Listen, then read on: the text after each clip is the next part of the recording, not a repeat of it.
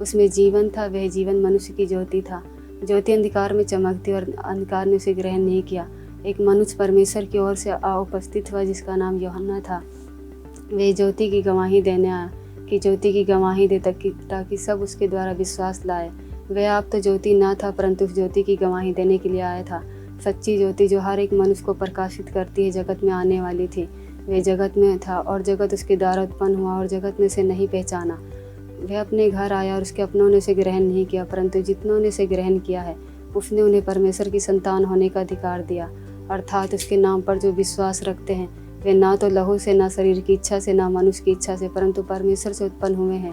और वचन देहधारी हुआ और अनुग्रह और सच्चाई में परिपूर्ण होकर हमारे बीच में डेरा किया, और हमने उसकी ऐसी महिमा देखी जैसे पिता के इकलौते की महिमा। यहूदियों के राजा हेरोदेस के समय अबिय्याह के दल में जक्कैया नाम का एक याजक था और उसकी पत्नी हारून की वंश की थी जिसका नाम एलीशिबा था।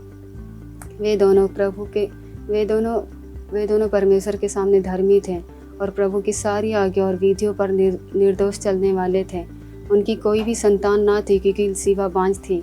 जब वे अपने दल की पारी पर परमेश्वर के सामने याजक का काम करता था तो याजकों की रीति के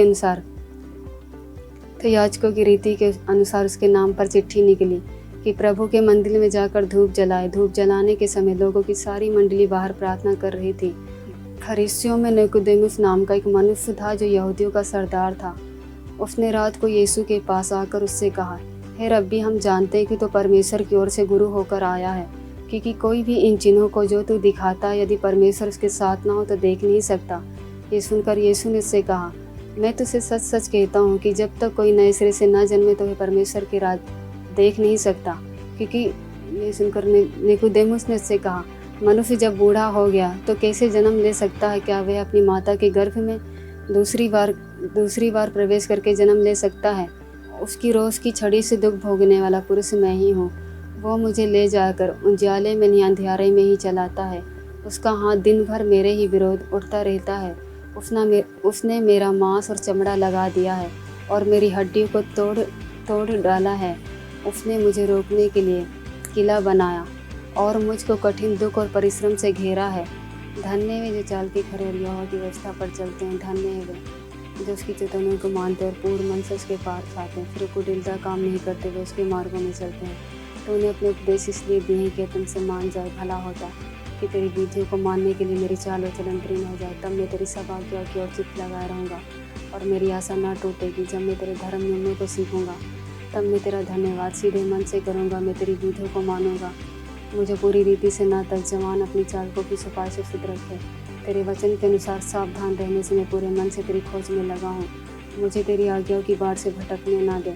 मैंने तेरे वचनों को अपने हृदय में रख छोड़ा कि तेरे विरुद्ध पाप ना करूँ। हे यहोवा, तू धन्य मुझे अपनी विधियाँ सिखा। तेरे सबके वे नियमों का वर्णन मैंने अपने मुँह से किया है।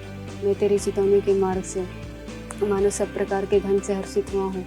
मैं तेरे उपदेशों पर ध्यान करूँगा और तेरे मार्ग की ओर दृष्टि रखूँगा।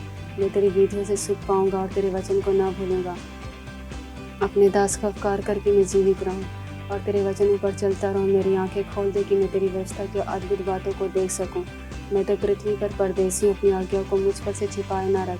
मेरा मन तेरे नियमों की अभिलाषा के कारण हर समय खेदित होता है। तूने अभिमानियों को जो सापित है भुटका, वे तेरी आज्ञा से भटके हुए हैं। मेरी नाम धराई और अपमान दूर कर, क्योंकि मैं तेरी चितौनियों को पकड़े रहूँगा।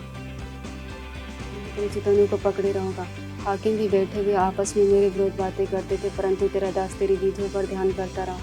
तेरी चितौनियाँ मेरे सुखमूल और मेरे मंत्री हैं।